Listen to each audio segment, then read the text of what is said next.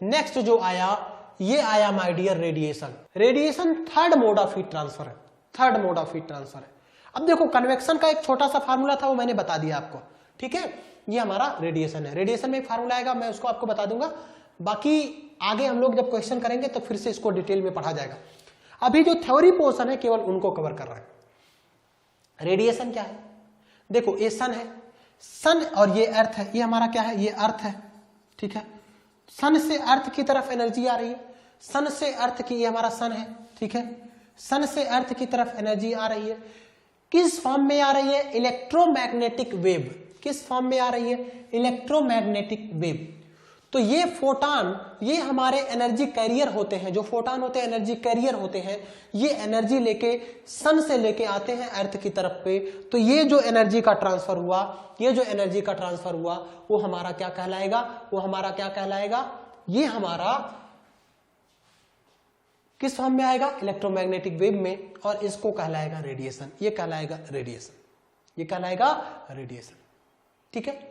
तो अगर कहीं पर एनर्जी का एमिशन हो रहा है, एनर्जी का एमिशन हो रहा है इलेक्ट्रोमैग्नेटिक वेव के फॉर्म में, तो इसको हम लोग क्या बोलते हैं, रेडिएशन बोलेंगे, रेडिएशन बोलेंगे। रेडिएशन हमारा एक वॉल्यूमेट्रिक फिनोमिना है, रेडिएशन हमारा एक क्या है, वॉल्यूमेट्रिक फिनोमिना है। आप कहोगे सर ये वॉल्यूमेट्रिक फिनोमिना का क्या मीनिंग है। वॉल्यूमेट्रिक फिनोमिना का मीनिंग ये हुआ कि वो उसको क्रॉस करके जा रही हो। क्रॉस करके जाने का मीनिंग क्या हुआ, जैसे जैसे जैसे हमारा कन्वेक्शन देखा जाए, अगर लिक्विड में कन्वेक्शन हो रहा है तो लिक्विड में कन्वेक्शन पानी के अंदर से हो रहा है कि नहीं, पूरी बॉडी के अगर सरफेस पे हो रहा है तो वो क्या कहलाएगा, बॉडी के सरफेस पे हो रहा है तो वो सरफेस फिनोमिना कहलाएगा। अगर बॉडी के अंदर हो रहा है तो वॉल्यूमेट्रिक फिनोमिना कहलाएगा। तो रेडिएशन हमारा जैसे कोई लिक्विड है, अब जो वेव आएगा इलेक्ट्रोमैग्नेटिक वेव, उस पानी को क्रॉस करके अंदर घुस जाएगा, अंदर की तरफ निकलेगा। तो यानी कि ये कैसा फिनोमिना है, वॉल्यूमेट्रिक फिनोमिना है, वॉल्यूमेट्रिक फिनोमिना है। और लेकिन सॉलिड, सॉलिड को हम लोग मोस्टली ओपेक मानते हैं। ओपेक, ओपेक का मीनिंग क्या है, ओपेक का मीनिंग क्या है, ओपेक बॉडी। ओपेक मतलब होता है अपारदर्शी, जिसको क्रॉस नहीं किया जा सकता। तो सॉलिड मोस्टली ओपेक बॉडी होते हैं, तो उसको क्रॉस नहीं कर सकता है, तो उसके सरफेस से निकल जाता है। इस नाते मोस्टली हम लोग सॉलिड को किसके बोलते हैं कि सॉलिड के लिए रेडिएशन एक सरफेस फिनोमिना की तरह बिहेव करता है। सॉलिड के लिए रेडिएशन हमारा कैसा होता है, एक सरफेस फिनोमिना होता है। अब कुछ इंपॉर्टेंट बातें, ठीक है, कुछ इंपॉर्टेंट बातें हैं, जैसे all bodies at temperature above absolute zero emit thermal radiation, ठीक है, मीनिंग समझ पाए। कोई भी बॉडी होगा, कोई भी बॉडी होगा, अगर उसका टेम्परेचर 0 केल्विन नहीं हुआ या -273.15 डिग्री सेल्सियस नहीं हुआ तो उसमें रेडिएशन, अगर ये टेम्परेचर नहीं है भाई, T 0 केल्विन से नीचे तो आ नहीं सकता, नेगेटिव होगा नहीं, क्योंकि वो एब्सोल्यूट स्केल है। ये ये नेगेटिव क्यों नहीं होगा, क्योंकि ये एब्सोल्यूट स्केल है। ये मैंने आपको बता दिया है, ये ऑलरेडी मैंने आपको बता दिया कि ये एब्सोल्यूट स्केल है, ठीक है। टेम्परेचर स्केल जब मैंने पढ़ाया था तब वहां पे बताया था मैंने, ठीक है। ये -273.15, ओके। तो अगर K की वैल्यू 0 नहीं हुआ, यहां पे देखो, अगर मैं ये TS है ना, ये TS है, तो TS के जगह पे व्हाट इज TS, TS का मीनिंग है कि TS एक्चुअली, ये देखो इस इक्वेशन को मैं फिर से लिखता हूं, देखो ये Q बराबर है सिग्मा AS TS पे पावर 4। इसका meaning what is TS, TS is the surface temperature, TS is the surface temperature. अगर TS की वैल्यू 0 केल्विन हो गया तो बताओ ये पूरा टर्म 0 हो जाएगा कि नहीं, और ये पूरा टर्म 0 हो जाएगा, ये पूरा टर्म 0 हो जाएगा, तो 0 का मल्टीप्लाई किसी में करोगे तो ये भी टर्म 0 हो जाएगा कि नहीं हो जाएगा, ये भी टर्म हमारा 0 हो जाएगा कि नहीं हो जाएगा। क्लियर, समझ पा रहे हो, ये भी टर्म हमारा क्या हो जाएगा, 0 हो जाएगा। क्लियर है। तो अगर इसकी वैल्यू 0 नहीं होगी तब, अगर T की वैल्यू 0 नहीं होगी, अदरवाइज हमेशा ही रेडिएशन होगा। क्या 0 डिग्री सेल्सियस पे रेडिएशन होगा, हाँ। क्या 0 डिग्री केल्विन पे होगा, नहीं, ठीक है। यानी कि कोई भी बॉडी होगा, किसी भी टेम्परेचर पे होगा तो उस पर रेडिएशन होगा, किसी भी टेम्परेचर पे होगा उसको रेडिएशन होगा। अच्छा, और उसकी वैल्यू क्या होगी, रेडिएशन के नाते कितना हीट ट्रांसफर हुआ, रेडिएशन के नाते हीट तक कितना हीट ट्रांसफर हुआ? मैंने कहा रेडिएशन के नाते मैक्सिमम जो हीट ट्रांसफर हो सकता है वो था सिग्मा सरफेस टीएस पे पावर 4। ठीक है, ये आपका फार्मूला हो गया किसके लिए? रेडिएशन के लिए। ठीक है, ये मेरा रेडिएशन के लिए हीट ट्रांसफर का फार्मूला हो गया। ठीक है, और टीएस की वैल्यू हमेशा किस में रहेगा? टीएस की वैल्यू हमेशा किस में रहेगा? टीएस की वैल्यू हमेशा रहेगा केल्विन में। टीएस की वैल्यू हमेशा किस में रहेगा? केल्विन में। इसकी वैल्यू हमेशा किस में रहेगा? इसकी वैल्यू किस में रहेगा? इसकी वैल्यू किस में रहेगा? इसकी वैल्यू किस में रहेगा? तो ये हम लोगों ने देख लिया था। इसकी वैल्यू रहेगा हमेशा केल्विन में, इसकी वैल्यू रहेगा मीटर स्क्वायर में, इसकी वैल्यू रहेगा वाट पर मीटर स्क्वायर केल्विन पे पावर 4, वाट पर मीटर स्क्वायर केल्विन पे पावर 4। अब इसको देख लो, आप इसको रखोगे तो क्या आएगा आंसर? देखो, वाट पर मीटर स्क्वायर केल्विन पे पावर 4, ये सिग्मा की जगह पे रख दिया। एरिया का क्या था मैंने बताया था? मीटर स्क्वायर, तो मीटर स्क्वायर रख दो। ठीक है, और टीएस का केल्विन है, तो टीएस पे पावर 4 का क्या होगा? केल्विन पे पावर 4। अब कट कर दो, देखो कट करके देखो क्या क्या कट कर रहा है। केल्विन पे पावर 4, केल्विन पे पावर 4, मीटर स्क्वायर, आंसर क्या आया? वाट। तो इसका यूनिट क्या होगा? इसका यूनिट क्या होगा? इसका यूनिट क्या होगा? इसका यूनिट होगा वाट। इसका यूनिट होगा वाट। इसका यूनिट होगा वाट। क्लियर है ये फार्मूला?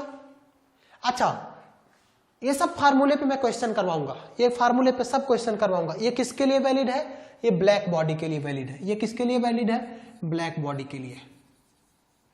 ठीक है, बहुत ज्यादा डिटेल में आपसे नहीं पूछा गया है क्वेश्चन, नहीं तो बेसिकली ये पूरा एक सब्जेक्ट, अगर आप ग्रेजुएशन वगैरह में देखेंगे तो पूरा एक सब्जेक्ट होता है ना। रेडिएशन एक पूरा एक बड़ा सा चैप्टर ही है, मतलब फुल बहुत बड़ा है ये, लेकिन आपके लिए जरूरत नहीं है। जिस लेवल की आपको जरूरत है मैं उस लेवल का आपको बता रहा हूं, इससे ज्यादा की आपको जरूरत नहीं पड़ेगी। ओके फाइन, तो I think it is clear. Net radiation heat transfer क्या होगा? नेट रेडिएशन हीट ट्रांसफर क्या होगा? कहोगे देखो, अगर सर अगर एक बॉडी ये है, दूसरी बॉडी ये है, इस बॉडी 1 से 2 की तरफ रेडिएशन हो रहा है, एक तरफ से 2 तरफ से रेडिएशन हो रहा है, तो कहूंगा सर ऐसा है, इसको मैं लिख देता हूं Q12, 1 से 2 की तरफ हो रहा है ना, Q12। ठीक है, ये रेडिएशन। अच्छा, तो जब ये बॉडी T1 टेम्परेचर पे है, ठीक है, ये बॉडी T2 पे टेम्परेचर पे, तो बताओ Q12 कितना होगा? कहोगे सर देखो, आपने अभी जो फार्मूला बताया था, सिग्मा एक कांस्टेंट है, मैं मान ले रहा हूं दोनों का एरिया बराबर है, तो सिग्मा ए और T1 पे पावर 4, ये हो जाएगा। अच्छा, अब दूसरी वाली बॉडी से इस तरफ कितना हीट आएगा? कहोगे सर दूसरी वाली बॉडी से इस तरफ जो हीट आएगा उसे मैं Q21 बोलूंगा। क्या आप ये वैल्यू बता सकते हो? हाँ, ये वैल्यू भी बता सकता हूं सर, Q21 की वैल्यू कितना होगा? कहोगे सर देखो, सिग्मा तो वही रहा, एरिया भी सेम है, ये T2 पे पावर 4 होगा, ये T2 पे पावर 4 होगा। अब मैं कहता हूं कि आप मुझे नेट बता दो, कहोगे सर ये नेट क्या कहना चाह रहे हो? नेट कहने का क्या मतलब है आपका? आप क्या कहना चाह रहे हो? मैं ये कहना चाह रहा हूं बच्चा, अगर एक ने इस पे 100 किलो जूल की एनर्जी दिया और 2 ने इस पे 50 किलो जूल की एनर्जी दिया, तो एक्चुअल में कितना एनर्जी का ट्रांसफर हुआ? नेट ट्रांसफर कितना हुआ? इसके लिए अगर बोलूं नेट ट्रांसफर, तो इसने 100 दिया 50 पाया, तो 100 माइनस 50, इसके बीच में कितना नेट हीट ट्रांसफर हुआ? कितना नेट ट्रांसफर हुआ? इसने 100 दिया 50 पाया, 100 दिया 50 पाया, तो 100 माइनस 50। अब मुझे बताइए हीट ट्रांसफर 1 से 2, नेट हीट ट्रांसफर देखो 1 से 2 के ड्यूरेशन में 100 किलोवाट का एनर्जी इसने दिया था, 50 किलोवाट का एनर्जी पाया था, 100 माइनस 50, तो क्या मैं इसको Q12 माइनस Q21 नहीं लिख सकता हूं? बताइए, क्या मैं इसको Q12 माइनस Q21 नहीं लिख सकता हूं? बोलिए, लिख सकते हैं कि नहीं? अब इसको अगर, तो इसमें से इसको घटा दोगे, सिग्मा ए कॉमन है, बाहर लिख लो, बाहर आया सिग्मा ए T1 पे पावर 4 माइनस T2 पे पावर 4, T1 पे पावर 4 माइनस T2 पे पावर 4। तो नेट हीट ट्रांसफर कितना आया? नेट हीट ट्रांसफर आया Q12 net heat transfer, net की बात मैं कर रहा हूं, सिग्मा A T1 पे पावर 4 माइनस T2 पे पावर 4, T1 पे पावर 4 माइनस T2 पे पावर 4, यूनिट क्या हो गया, यूनिट क्या हो गया, यूनिट हो गया वाट, यूनिट क्या हो गया, यूनिट हो गया वाट, ठीक है, यूनिट क्या हो गया, यूनिट हो गया वाट, ठीक है। और T किस में होना चाहिए, T किस में होना चाहिए, T होना चाहिए हमेशा, हमेशा T किस में होना चाहिए, हमेशा T होना चाहिए केल्विन में, हमेशा T किस में होना चाहिए, केल्विन में। क्या डिग्री सेल्सियस में लिख दोगे, लिख सकते हो, नहीं, नहीं, कभी भी रेडिएशन में, कंडक्शन कन्वेक्शन में ले सकते हो, कंडक्शन कन्वेक्शन में ले सकते हो, रेडिएशन में डिग्री सेल्सियस में कभी भी गलती भी मत करना कि टेम्परेचर को डिग्री सेल्सियस में लिख लो। अगर वैल्यू दिया है तो ठीक है, अगर वैल्यू दिया है तो ठीक है, अगर वैल्यू नहीं दिया हुआ है तो सिग्मा की वैल्यू क्या लोगे, अगर वैल्यू नहीं दिया हुआ है तो सिग्मा की वैल्यू क्या लोगे, 5.67 गुणे 10 पे पावर माइनस 8 वाट पर मीटर स्क्वायर केल्विन पे पावर 4। और एरिया का यूनिट क्या लोगे, मीटर स्क्वायर, एरिया का यूनिट क्या लोगे, मीटर स्क्वायर, एरिया का यूनिट क्या लोगे, मीटर स्क्वायर। मेरे ख्याल से इस एक्सप्रेशन के बारे में आपको सारा डिटेल पता चल गया होगा, जितना मैंने उधर लिखवाया है वो सब चीजें आप लिखेंगे। ओके, कुछ प्रॉपर्टीज ऑफ थर्मल रेडिएशन हम लोग देख लेते हैं कि कुछ प्रॉपर्टीज क्या है। चूंकि ये वेव के फॉर्म में निकल रही है ना, इलेक्ट्रोमैग्नेटिक वेव, और वो किसने, लाइट ऑफ वेलोसिटी, वेलोसिटी के लाइट यानी कि 3 गुणे 10 पे पावर 8 मीटर पर सेकंड के स्पीड से चलता है, यानी कि इसका स्पीड, हीट ट्रांसफर का जो स्पीड है वो बहुत ज्यादा होगा, रेडिएशन हीट ट्रांसफर का स्पीड बहुत ज्यादा होगा। क्या इसमें कंडक्शन कन्वेक्शन, अगर मैं बोलूं कि fastest mode of heat transfer, कौन सबसे तेजी से हीट को ट्रांसफर करेगा, कंडक्शन कन्वेक्शन की रेडिएशन, रेडिएशन, रेडिएशन, रेडिएशन। क्यों, क्योंकि इसकी वेलोसिटी बहुत ज्यादा है, लाइट वेलोसिटी ऑफ लाइट के बराबर है, तो इस नाते ये this is the fastest mode of heat conduction, fastest mode of heat transfer, not conduction. दूसरा, heat transfer by radiation is fastest, किसमें, among all type of heat transfer mechanism, मतलब Q radiation this is fastest, ठीक है, as compare to Q conduction and Q convection. Q convection और conduction के comparison में this is the fastest mode of heat transfer, this is the fastest mode of heat transfer.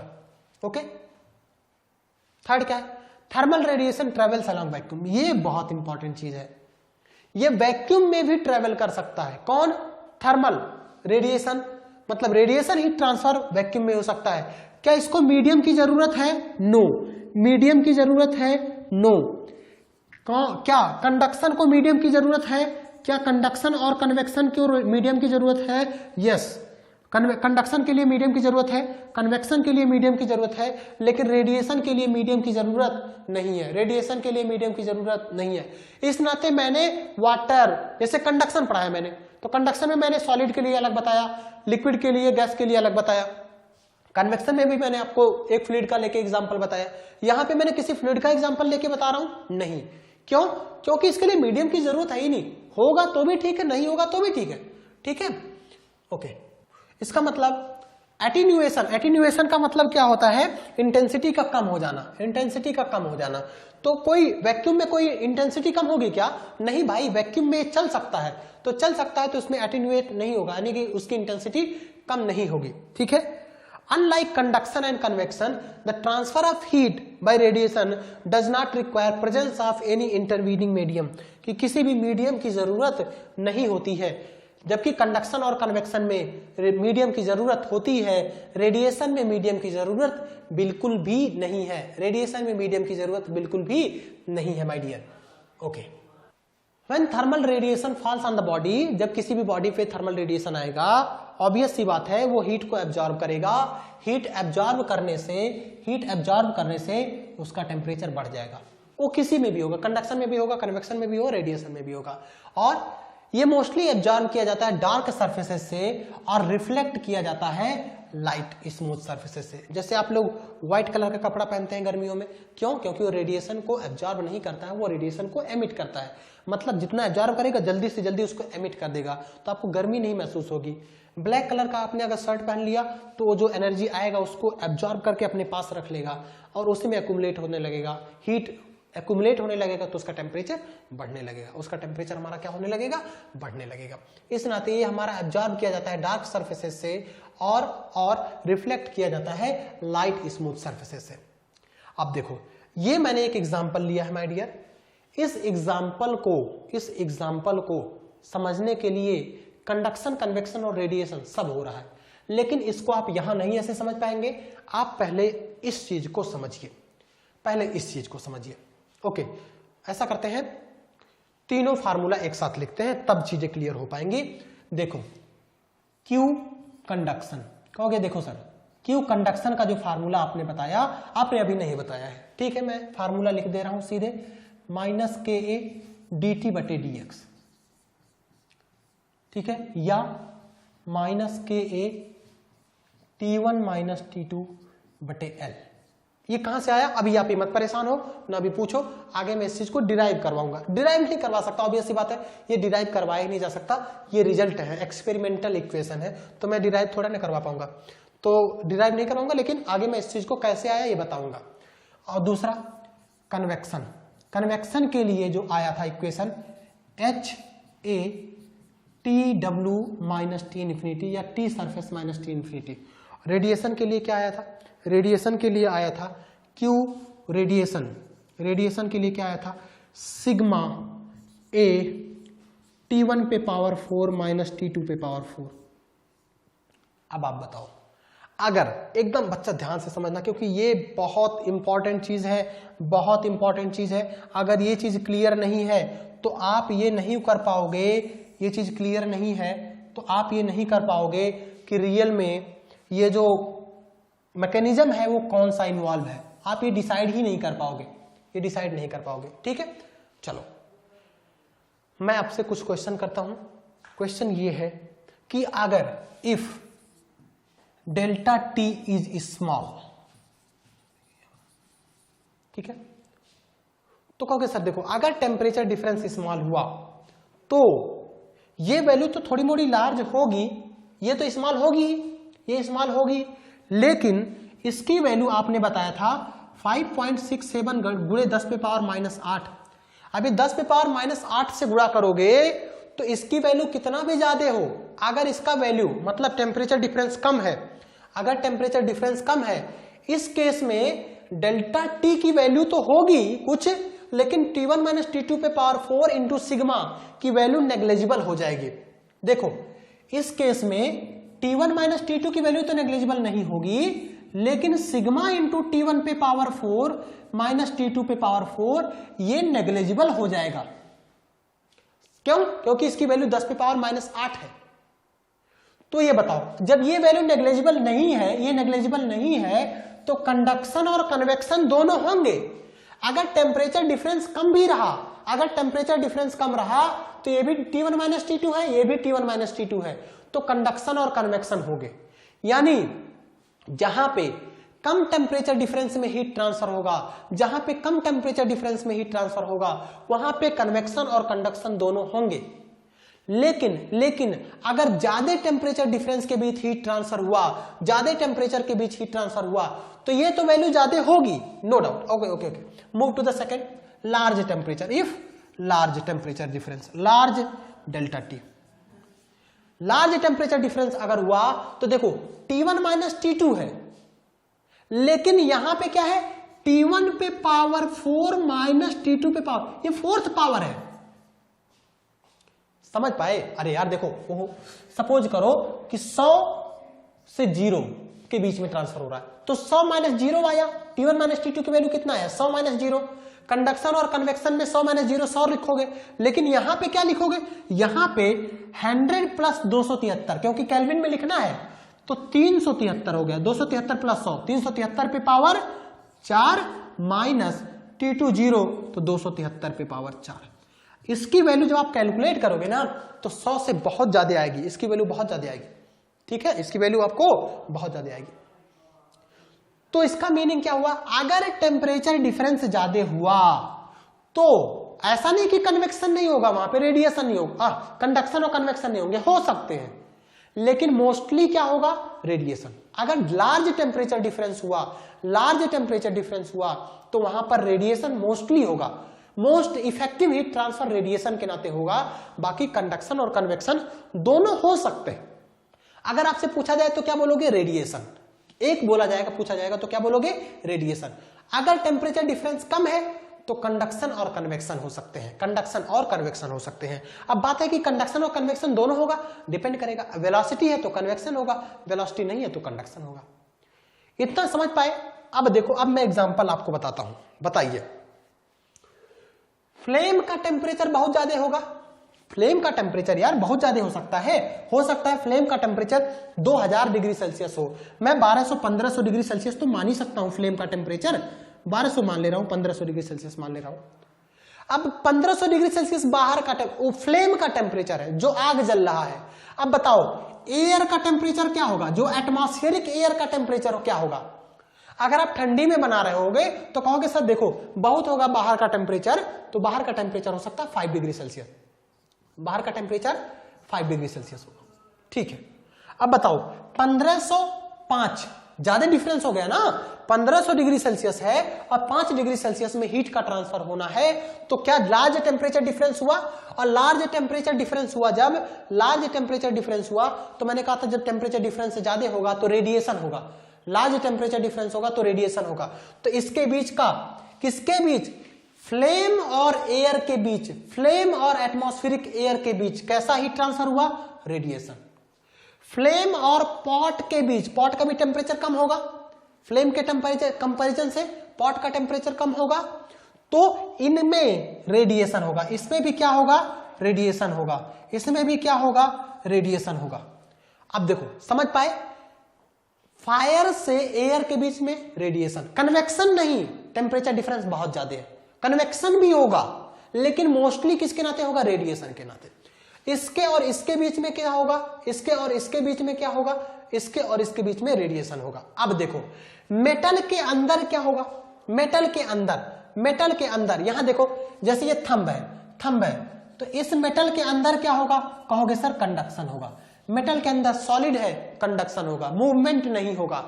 पानी के पहले layer में क्या होगा, पानी के पहले लेयर में क्या होगा, कंडक्शन, क्योंकि फ्लूइड मूव नहीं कर रहा है।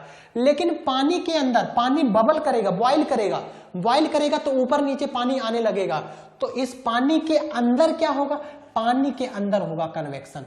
पानी के अंदर क्या होगा, कन्वेक्शन माय डियर, पानी के अंदर क्या होगा, कन्वेक्शन माय डियर। ठीक है, देखो फायर से एयर में रेडिएशन, फायर से पॉट में रेडिएशन, पानी के अंदर कन्वेक्शन, पहले लेयर में चूंकि पहला लेयर रुका हुआ होगा तो कंडक्शन, पूरी स्टील बॉडी में जो मेटल वाले मेटेलिक बॉडी में क्या होगा, कंडक्शन, मेटेलिक बॉडी में क्या होगा, कंडक्शन। ओके, एक छोटा सा और एग्जांपल ले लेते हैं हम लोग, बाकी आगे मैं एग्जांपल्स लेके आपको समझाता रहूंगा।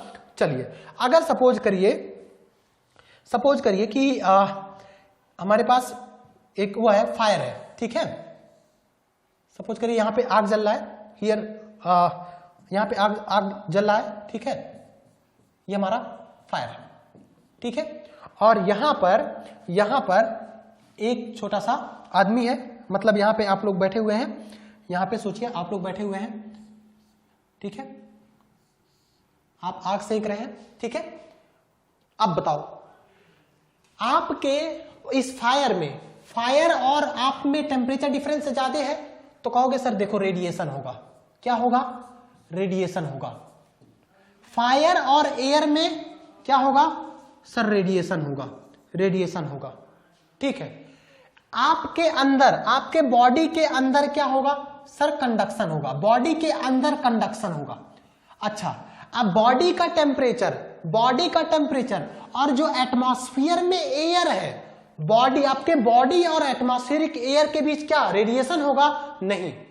आपके बॉडी का टेम्परेचर और रूम का मतलब एयर के टेम्परेचर में बहुत ज्यादा अंतर नहीं होगा, तो वहां पर क्या होगा, कन्वेक्शन होगा, वहां पे क्या होगा, कन्वेक्शन होगा। बॉडी से एयर में कन्वेक्शन, बॉडी के अंदर कंडक्शन, फायर से बॉडी में रेडिएशन, फायर से एयर में रेडिएशन, फायर से एयर में रेडिएशन। क्यों?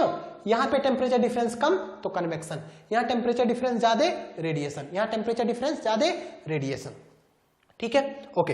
Here let us take one more example, बस एक मोर एग्जांपल और लेते हैं। सपोज करिए आपके पास एक दीवार है, ऐसे एक वॉल है, ये दीवार है, ठीक है, और यहां पर आपका सन है, ये सन है, ठीक है। अब देखो यहां पे ध्यान से समझिए, और इधर ही आपका रूम है, ठीक है, ये आपका रूम है, ठीक है, ये आपका क्या है, ये रूम है, ठीक है। आप एकदम अच्छे से समझिए, देखिए रूम है। अब बताइए ये सन है, सन से इस तरफ रेडिएशन होगा कि नहीं? बिल्कुल होगा, रेडिएशन होगा। इस वॉल के अंदर क्या होगा? कहोगे सर कंडक्शन होगा, वॉल के अंदर होगा कंडक्शन, ठीक है। वॉल के पहले लेयर पे क्या होगा?